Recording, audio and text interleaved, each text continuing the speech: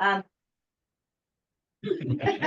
Welcome to the Park and Recreation Commission regular meeting of August 8th, 2024. The time is 6:01 p.m. Becky, can you please call the roll? All right, Chair Cabrales. Here. And we do know Commissioner Emerson is absent this evening. Commissioner Gutierrez. Here. Commissioner Pasternak. Here. And Commissioner Sandoval. Here. All right, thank you.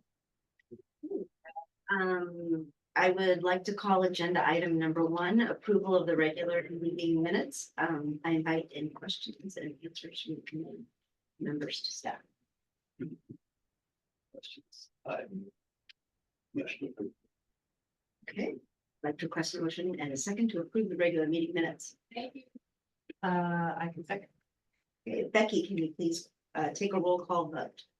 Yes, and who was that motion? I motion yes. Pasternak. Okay, great, thank you. All right, Chair Cabrales. Yes. Commissioner Gutierrez. Yes. Commissioner Pasternak. Yes. And Commissioner Sandoval. Yes. Motion approved, thank you. Do we have any members of the public that are, no, we don't have them online anymore, so there's nobody here. So I will close the public comment section. And then I'll move on to special presentation.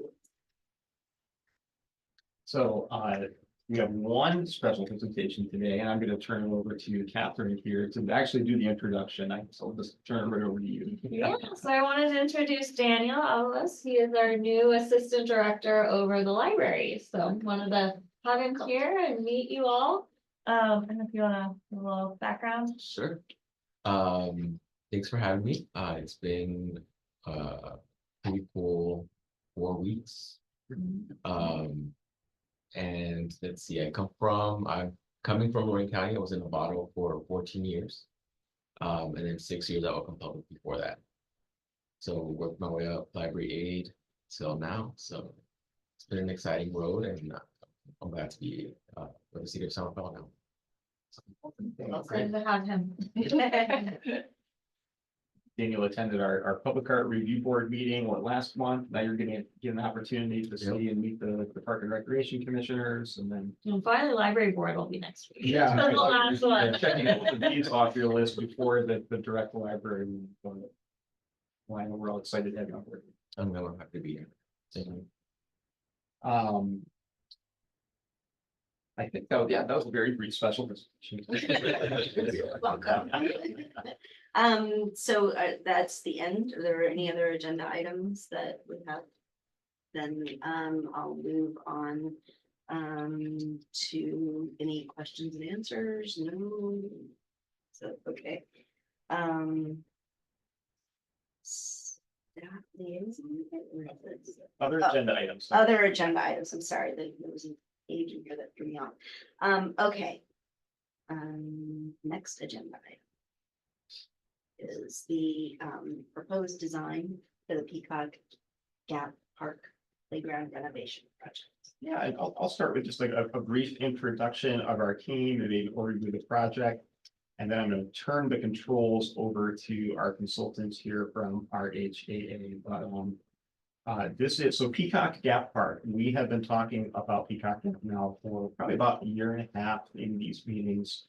You might recall in our citywide park and recreation plan that we finished in 2023, we have a full list of recommendations. One of the highest priority recommendations was that we renovate and replace the play structure at Peacock Gap Park because it was approaching the end of its useful life. And so that's why we're here. We allocated some funding for that project this fiscal year. We brought on our consultant team here. And gosh, I'm trying to remind myself when we started that actual work. What month was it that we really began this, John? I think we began really in the, I'm gonna say the early, late winter, early spring. Yeah, When we really started to get going. that's kind of what I was recalling as well. And, I'm going to let our team kind of share where we're at, share an update on that work. But real excited that we're at this stage. So I'm gonna go ahead and get the presentation loaded and share the screen, and then I'll turn the controls over to you. But in the meantime, if you'd like to maybe just any introductions on your end. Sure. Well, why don't you start? Okay, I'm and- Barbara Lundberg. I'm one of the principals at RHAA Landscape Architects. And we have the privilege to work on the Parks and Rec Master Plan also, so. Now we feel very excited that we are continuing on, you know, helping with the specific recommendations we made and you approved. Yeah. And I'm John Martin. I'm the project manager for this particular project, and I'm really excited to be here. It's my first time in front of you, so thank you for having us and allowing us to present. We're excited to move this project forward. And I'm Alyssa Gill. I'm a designer on the team and with RHAA. And this is. That's not my title right now. But I've also had such a wonderful time working with community engagement on this project and also just assisting the team in our design. And do you want to say anything more? You want me to dive right in?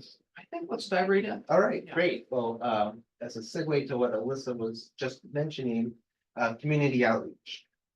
That's really where this project comes together and helps us focus on what we're doing.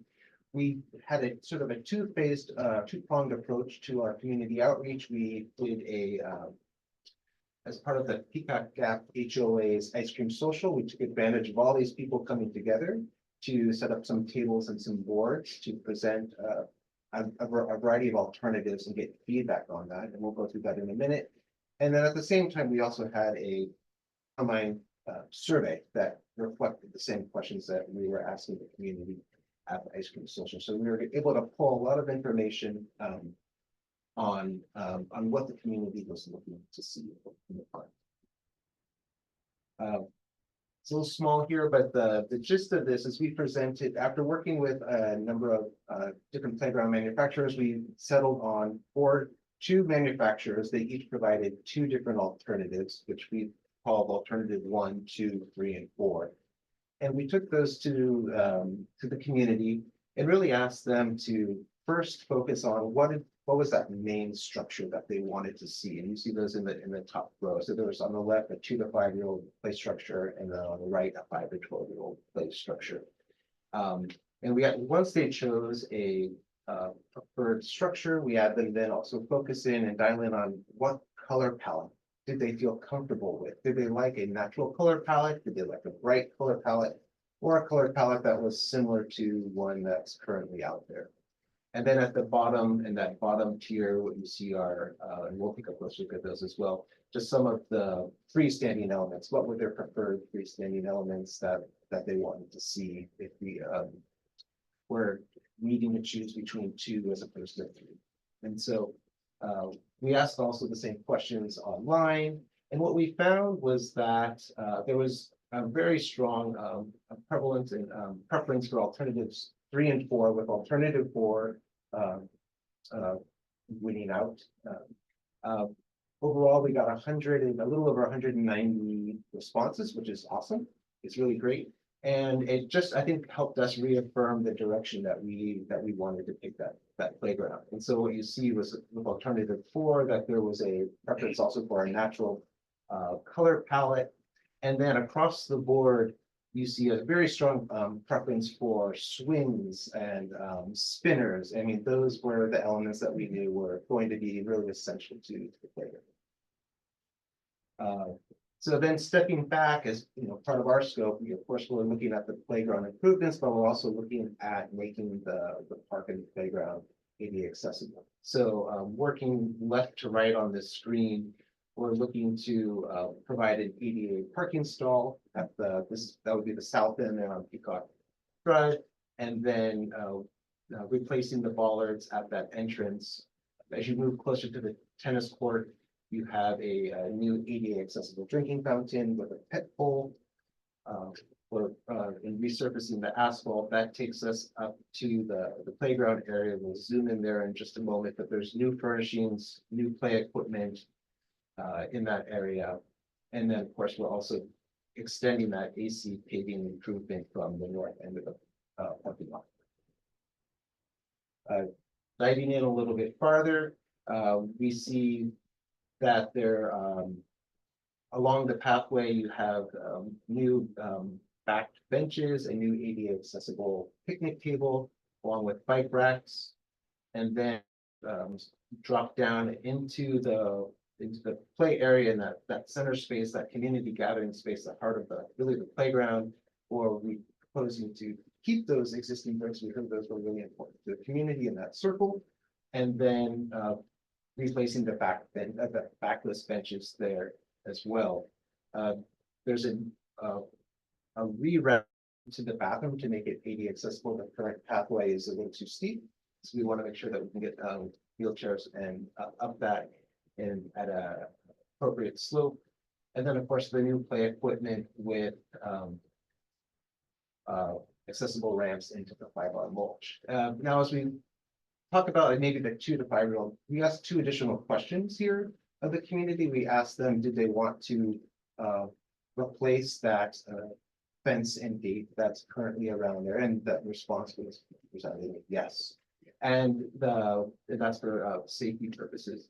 And the other question we asked was, let me use the mouse here. I'll leave it there. How did they feel about the existing trees? Did they want to retain the existing trees?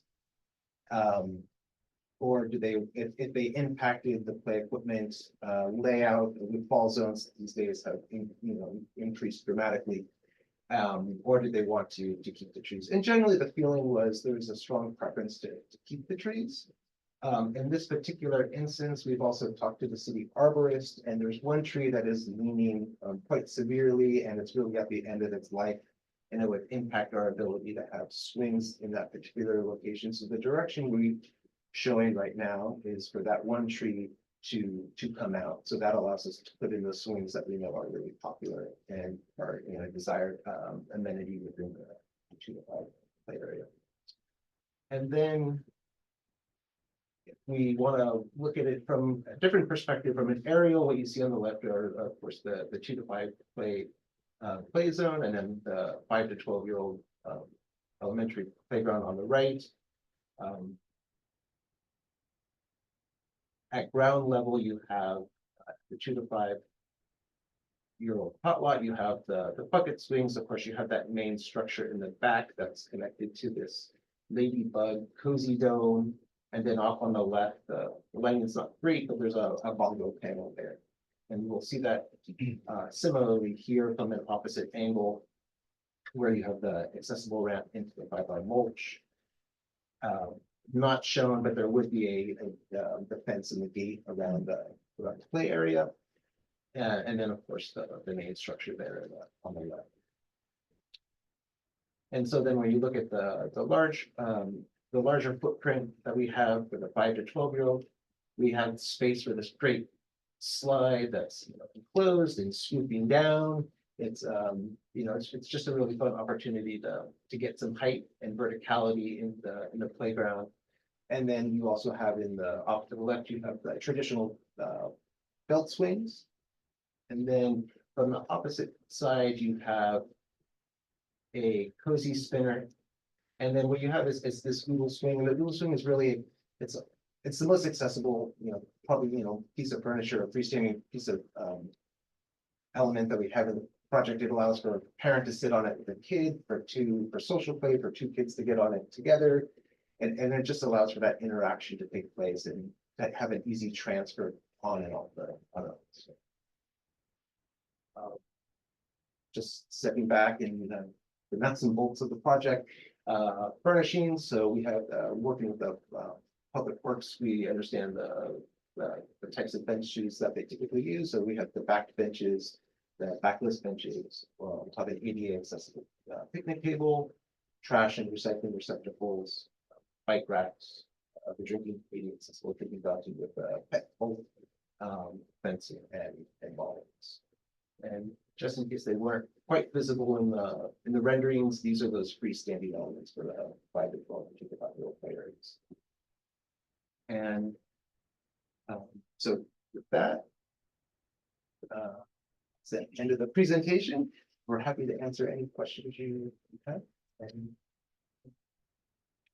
Yeah, I have some questions. Yeah. First off, excellent. I love the community choice and the four choices. I thought all of them were good. So the tree that's being removed, is there any plan to replace it with like a new tree, or is it just gonna be less shade in that area? Like, you know what I mean? Because I know which one you're talking about that is kind of ingressing into the space. yeah, it kind of slopes, it kind of, the trunk, it's basically almost laying flat on. Yeah. On the march, and for us to get that sand out of there also, to excavate out and to put in new mulch. Or, roots and. The building, keep that right. We could talk with the city of, right now, there currently isn't a plan to replace the tree, that's an easy addition. We just, it starts to trigger the irrigation updates and things like that. Yeah, and I would recommend that if a new tree is planted, it is outside of the play area, not in the play area itself. So for the two, there are one in each play area. To preserve these two trees that are in the existing footprints. As we excavate that sand, we would be putting in a new curb just to make sure that tree's roots stay at a particular elevation, because we'll be having to play with the grades a little bit, and we want to make sure that. And the fence, so it sounds like you are gonna replace it's not just removing it, it's also replacing. It's replacing it. Is there gonna be a fence along the older kid playground, or is that still gonna be open? So right now there isn't, right now, because there isn't one there, and we're also working with a particular budget. And it's not required also by code. We feel that the best use of our dollars will be put into the play equipment. Because the minute we do that and start having to also remove the existing curb, all of our costs goes into constructing the footprint and nothing goes into the play. Thanks, yeah, I agree with that. It's just that. Yeah. That's it, thanks. I actually wanted to know, to the 2 to 5 year old playground, is there gonna be one entry and exit, or will there be multiple? Right now, there's one. If we had multiple entries and exits, we would have to also put in an additional ramp, and then that, I just, yeah. a singular one is Yeah, better, I yeah, just want, yeah, that's what I yeah. think at It's, least. it's, easy to keep in track of. looking at them and putting them in, because these things, they have to drop down 6 inches, and so that's 10 feet, and the fall zones of those play equipment can overlap with that, so it really begins Takes to up limit space, yeah. how much space you I'd have. also just say that site in particular, there really isn't another like logical entry point Yeah. into that. Yeah. I just know that in playgrounds that I've been to, sometimes they have another gate and that ends up being a hard thing, actually. The big parents. To navigate. Yeah, Yeah, and so we have the backless benches that are similar to what are there now, to allow the parents or whoever's there to sit and, face one direction toward the play area if they want to sit outside, although, we also understand that parents are gonna, especially in that smaller 2 to 5 playground, are gonna be right there with the kids as well. But they have that opportunity to face inward, to have a sort of a social gathering space as well as to face out in both directions. and I would also want to request, if possible, shade trees, because I know for myself that prolongs the time that I could stay in the park. So shade was important, I think. It's a really important. On that one, I guess it's the western edge that it slopes up to the restroom. There are some existing oaks that are also kind of leaning over, providing some shade. Yeah.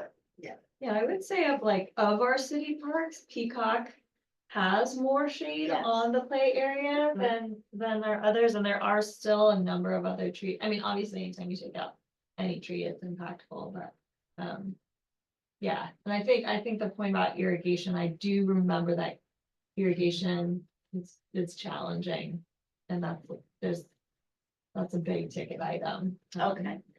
But that is, we can check in with our parks team, are there areas where irrigation in that park is working better than others, and could there be? Yeah. Options. I know shade structures are also really. Oh my gosh, Really yeah, well, expensive, that's- so, yeah. right? And I think, yeah, in this, one, like in the Sun Valley, I'm just thinking, you know, the Sun Valley one, that. There's very little shade on that, and so, you know, we tried to integrate shade into the play structures, that was less of a concern with this one, and.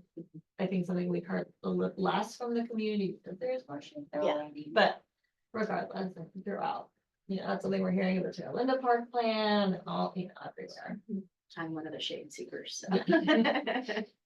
Yeah, you can, it's not the right trees, not grading, but you have the oaks that are up here, and then there's off on this side of that large poplar. So And are there benches around in that area where those two trees that you were just, is that So the, represented here?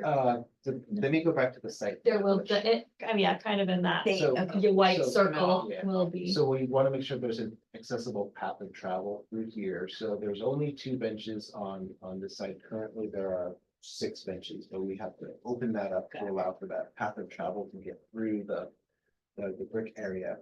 And then what we also have on the 5 to 12-year-old playground side is we are proposing to put in two benches there, so people can enter that one and also look back inward. They don't have to sit necessarily over here. They're allowed to get a little bit closer. Right. On the bench topic, and this might be you guys' question, are we doing, is the city doing those, memorial or in memory benches, and are there any here, is that, how does that work? It's a great question. There are 2 commemorative benches that are, they were just put together this week by our Public Works team. And they're planning to install those, I believe, next week in a different location within Peacock Cat Park. And if you kind of envision the big open field, the back corner, it's maybe kind of closest to the golf course side. That's where those benches are gonna go. So that program is up and running. We chose not to include that as part of this because this is a very, you know, separate project. It could get complicated with some of those decisions and choices. So this will all be part of, you know, these new benches will be part of this project and all installed at the same time through the construction. But yeah, that program is it's kind of taking off. So if you know of anyone that is interested, send them my way. Oh, and I had one more sort of, what's fiber mulch? What is that? It's a wood engineered fiber mulch, so the various surfaces you could have in a plant, and then I'm gonna say, it looks very similar to your bark mulch. Okay, but It's it's what we plastic. have at Sun Valley. Yeah, It's it's been there like the since plastic. yeah, it's the same thing at Brent Got it, Road. got it, just check. Yeah, it's that mode. Yeah. Thank you, it's great. And Yeah. really happy with that. Well, I just want to say thanks to the team as well for RHA for helping us get to this point.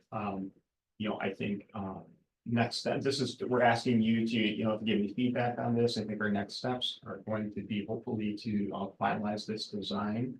And then hopefully get this to a point where, you know, there's a lot of other kind of civil engineering work that needs to be done with the pathways, with the parking areas to make sure that we clean all that up. We get to the point where we're at final design. Our goal is going to be to take this to bid, hopefully later this year, with the goal to get into construction as early as possible in 2025.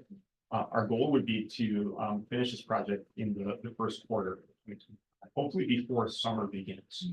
Obviously, weather is an impact, you know, there's our factors that could come into play, but that is our goal right now, and I feel pretty good about our odds, you know, to make that. Just a couple of additional kind of like elements that went into this plan. So, you know, with the Park and Rec Master Plan, one of the top priorities that came back was walking, Yeah. running. And so that was one of the reasons that we decided to improve that full path through the park. Just that, you know, that's a really important amenity for the community. And even though technically we aren't required to have the whole, we just need one path of travel for ADA. We felt like including that whole element, that whole amenity was really important. Additionally, we kind of extended it all the way to the tennis courts because the tennis courts, resurfacing those tennis courts is another high priority project. And so we felt like, well, we're coming in here, we're doing this, let's get that path of travel there. So when we, in the next, you know, couple of years, that comes up on the list. We don't have to worry about path of travel, and it's just kind of a cleaner footprint of project. Okay, that's one other, I think it's a random question. How come the paths are asphalt and the section in between is concrete? It's a great question, actually. It has a lot to do with the ability to grade at the required slope for an ADA. We have, it's less of a problem when you have a very flat site, but what we're also trying to do is provide a path of travel to the restroom. And that begins to push our grades in a particular way that has to then slowly extend out into the park. And so our pinch point is really in this area right here. And sometimes contractors are less inclined to either maybe fit on the project, or it's just difficult to make that grade work when you're working in asphalt. It's a more flexible material, not as precise. Yeah. And concrete is less maintenance. It's, higher capital cost, but in the long run, it's less maintenance. So we have the concrete in the area that you pointed out, then also where currently is existing and being replaced out at the south end by the Broadway. And what's the condition of the restrooms there? So the rest. I would say they're serviceable. I think, with any of our structures that are of that age, there are things that will require ongoing maintenance and repair. We did ask our public works team to do an assessment last year as part of our park and rec master plan. They came back, kind of gave us the highest priority list of our work. I think there are a few things they recommended here, but my recollection was that. Well, I think the way we address, because kind of restroom repairs and modest improvements is a issue throughout our park system. And so the way we dealt with it in the master plan was to kind of clump that as one project. So I think, I can't remember exactly where on the priority list it falls, but the idea is that we would kind of do that as one project when we kind of get to that. And I believe Peacock has some of those. Yeah, I think, as Craig said, they're functional, they're not beautiful. And that's most of our park restrooms. They work. The other thing here with any project of this nature, scope creep can be real, right? You look at this and you're like, wow, well, what if we just add that? What if we just add that? And any one of those little elements, even something as simple as a tree, like we discussed, that really can impact the budget. This is funded through Measure A. And so, we have to be judicious with how we spend those funds and make sure that we're able to prioritize the projects we need. Any more swings we could put in there? Don't worry, I got as many things as we can. Well, we did some back and forth because there were some different options. It's like, we need swings. Yeah. And then just like, well, how do thankfully the equipment, you can kind of, they're on posts and they clasp, and so they can kind of turn, and you can make a little space here, make a little space there, and we got some more swings in. Great. Okay, so I think now what we do is we request a motion and a second on this report. You receive it. I'll move to receive the report. Second. All right, so now I would invite Becky to do the roll call vote. Thank you. Chair Cabrales, Yes. Commissioner Gutierrez. Yeah. Commissioner Pasternak Yes. and Commissioner Sandoval. Yes. Thank you. Motion approved. Thank you very much. Thank you. Thank you. You're welcome to stay or go. I don't think so. Thank you for coming. No, absolutely. All right, so then I would move on to the staff liaison report. At this time, I'd like to invite city staff to share their report. I have just a couple of things I want to share with all of you. Good to see you again. Just as a reminder, I think you mentioned it earlier, but technically August, we are dark, but here we are, it's August 8th. Thanks for your flexibility in rescheduling this meeting. That gave us a little additional time to make sure that we are ready to share this report with all of you. Thank you, but just as a reminder, no additional meetings this month. We'll next convene in September 19th, I believe, will be the next Park and Rec Commission meeting. We're in the midst of a great summer season, lots of programs still happening throughout the city. Aquatics is doing great, it's been hot off and on. We've got sports programs going on, Junior Giants, there's tons of participants, so it's really great to see everyone out enjoying the parks and enjoying all of our facilities. We're kind of gearing up for our fall winter season. Our next activity guide is going to hit mailboxes hopefully soon, that this went to print.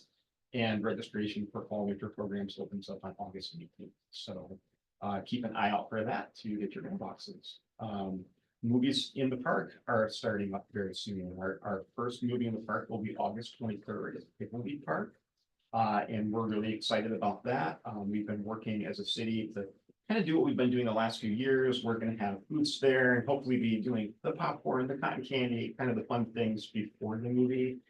So we hope that you just help spread the word and let people know there's some fun events coming up. We'll have 4 of those this season, so August 23rd. I don't remember the rest of the dates offhand, I didn't write them down, but the next one will be early September, late September, and then there's another one in October. October 11th. October 11th. I know that I remember it. But they're in our activity guide on the back page, so you can take a look at that. Falkirk Art Exhibit, the next one will open on Friday, September 13th. There's actually 3 different artists that will be presenting, kind of sharing space in those different rooms. So we'll get a chance to check that out. A big kind of project that's coming our way that we've also been talking about for a long time, and I believe I shared at our last meeting, is the Pickle Beat Park Enhancement Project. So that project, the contractor agreement was approved by City Council. We are moving forward with construction. That should start on September 3rd. So it's coming up very soon. And, with a project of that scope, we want to make sure the community knows that, some of the park will be closed for different periods of time. The first phase of that work will focus on the field replacement itself. And then once we have that first pre-construction meeting, we'll learn more about the contractor's needs and methods and when they'll need to close certain areas of the park down. So we know that's an impact. I know we've talked a little bit about field use in the community. Want to make sure again that people are aware the field will in fact be closed. So on one hand, we're really excited about that. This is going to bring an incredible resource to the community. And we actually think we're optimistically looking at a shorter window of construction than maybe we originally anticipated. In our recent conversations with the construction team, they think they may be able to get this done in 1 working season. There's always a chance that with weather, with other factors that come up, it may require 2 working seasons, but we're going to do everything we can to reopen those facilities as quickly as we can. So real exciting that we're at this phase. Now we're in construction. So I had it on my notes to welcome Daniel too. We already did that. But I was also going to maybe give both you the opportunity to share anything about the downtown library renovation project that you wanted to share. You want to do it? So yeah, so we're there's a lot of prep work going on. It's great exposure for me with contract work and the RFPs and really navigating the entire system. Catherine's been doing a great job of really including me in a lot of those communications that are really providing background for me. But yes, we are closing on the 2nd, our downtown branch, and opening a temporary location on 4th Street on the 16th. And we are in the moving process. Really, we know who our movers are going to be now. We're prepping for our collections move, furniture move. We're determining what we're using at the temp space, what we're dumping. Right now, the challenging part is really figuring out curating a collection that's going to meet the needs of our patrons in a really limited scope, and really getting those services in order in the temp space. And really, I mean, we could be here for another hour with logistics, I think. But I think in terms of the scope, that's kind of where we are. And just kind of, I can't remember who I told what, but just as a reminder for this group, this the construction project at the library, at the downtown library, it's kind of that $3 million we got us two $1 million state grants, and then we had memorial fund that we were able to use to match, and so. It's a pretty limited scope project, you know, we're fixing the leaks in the roof, we're making sure we have more than one single stall restroom in that facility. You know, we're making sure staff don't have to turn the electrical off and on at the box. So I think it's gonna have a big impact. But it's really a lot of kind of critical, like safety code updates, things like that. There is like about 1 million of that funding that's more flexible. And we are gonna do some kind of modest design improvements in the Carnegie wing specifically. So kind of repaint it, refresh the furniture. Ideally bids come back tomorrow. Hopefully we'll be able to replace the lighting. We'll see. That's probably gonna be one of the first things to go if the bids come back way over, but you know, that would be nice as well. And then downstairs, the lobby is gonna be getting a little bit of a refresh as well. It's actually a safety improvement, but it'll be a nice design as well. We're removing the current glass wall into the children's area is not safety glass. So we're removing that and we're replacing it with kind of a nicer safety glass wall, with the nice design on it and creating a little more space in the lobby. We're also gonna be actually renovating the staff area so that we have more space for staff, so we can move them out of what used to be the programming room, so we can kind of reclaim that for program space. So there, you know, there's gonna be some nice little benefits, but it really doesn't get you much in a, you know, 1800s building or early 1900s building. How long do you expect the? 6 to 8 months, hopefully. That's the hope. Great. Yeah, so we're getting the bids for the contractor tomorrow. Hoping to award the contract September 16th at city council meeting, then there's a little bit of work. The roofing and some of the HVAC work we're gonna do in September, like we were able to kind of peel that back from the general contractor scope. So there's some work gonna be done in September that we're already, and then the general contractor kind of coming into the building will be at the end of September, beginning of October. All goes to.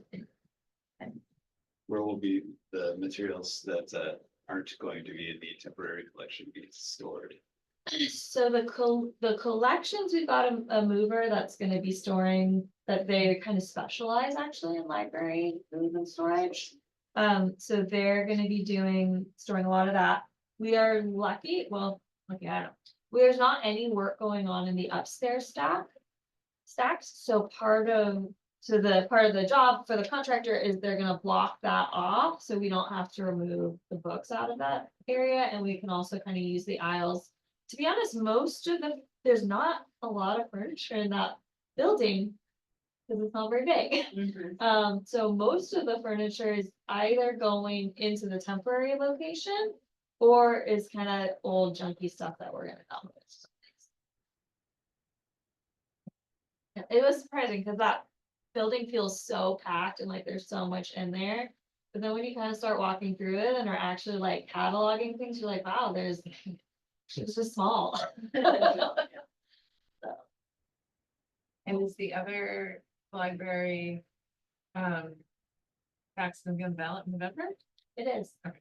Yeah, that did qualify for the ballot. So, and then another kind of exciting thing that's moving forward in advisory. Yeah. So you'll hear about this at the next Pickleweed Advisory Committee meeting, but the Pickleweed branch renovation design is kind of where we've got like a pretty solidified schematic design. So that's what the library board is going to be looking at next week. Pickleweed Advisory Committee. And it'll be at the Movies in the Park at Pickleweed if anyone's going to that one. So it's a really exciting it's a, you know, again, a small project, but like they're in a smaller space, you can do a lot more with $2 million. So we're gonna be able to totally gut the inside and just really redo the interior in a way that has a lot more efficiency of space and just to kind of create a better feel in that library. And that won't happen simultaneously with the downtown. No, we're trying the goal is that once downtown reopens, then we can close pickle leaf. We're on a bit of a tight timeline just with grant deadlines, but yeah, that's. If all goes to plan, those will not, I mean, those won't overlap. There's no way we could. do that. I'm hopeful that by next month, on the 19th of September, we'll be sitting here and we'll be underway with all of that and you'll have a chance to go see the new library space. The old beauty expo. Yeah, Oh, finally yeah. something. And Yeah. the Public Art Review Board actually just recently approved a mural that was designed by Youth and Arts. They led this project. It's the mural that's on the outside of Bahia Vista Elementary School. If you're familiar with the entrance there. They're going to be kind of replicating that and using a vinyl pleat on the windows in front of the library. So there's really nice kind of connections that are happening in that space. And that's also a new location for library services. So I'm excited to see how the community responds to these spaces. It's temporary either way, but it'll be. Last thing on my list, want to just mention the Terra Linda Park and Community Center Enhancement Plan. We've been continuing to work on that project, and we did first round of community outreach in June. We're taking a look at the results of that outreach and then coming up with some recommendations. We're working with consultant there. We'll have more information to bring back to you at the September meeting. So we're hoping we'll be able to synthesize that, and share where we're at, talk about what the second round of outreach is going to look like, and then go from there. That's everything on my list. Thank you. Any other questions? Okay. The commissioner reports. Any commissioner report? No, I was in South for pickle week and could not make it, but I did get the summary, which was brief. They talked about the field project, the library project. Movie night. Apparently it was short, you missed the short meeting. Yes. Apparently it was 27 minutes. I got the 3 So, hour. you picked the wrong one to be missing. The only other thing I didn't go, but I had a friend tell me that her daughter went to the cooking camp here and said it's amazing. It's great. Loved it. It It smells smells- great. So painful. It smells so good. They also routinely bring the sweet stuff back to the staff sample, and that's dangerous. Mm. working. So, It is. Okay, well then I think we're ready for adjournment. So this meeting is adjourned. just- No, sorry. Oh, shoot. Okay. I'm like, No, no, sorry. Nope, Okay, okay, we're good. Okay, so the meeting is adjourned at the time of 6:44.